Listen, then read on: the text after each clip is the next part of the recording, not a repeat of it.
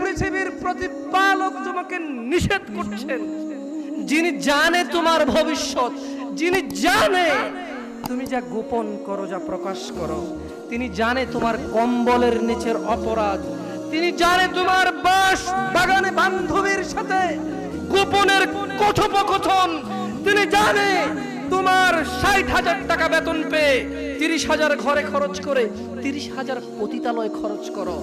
ভয় পাও সে রবকে, যিনি জানে তোমার গোপন এবং তোমার প্রকাশ।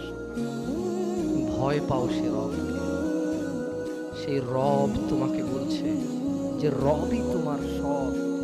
ওয়ালা তামুতুন্না ইয়া আবদি ইয়া আবদি ইয়া আবদি, হে আমার বান্দা,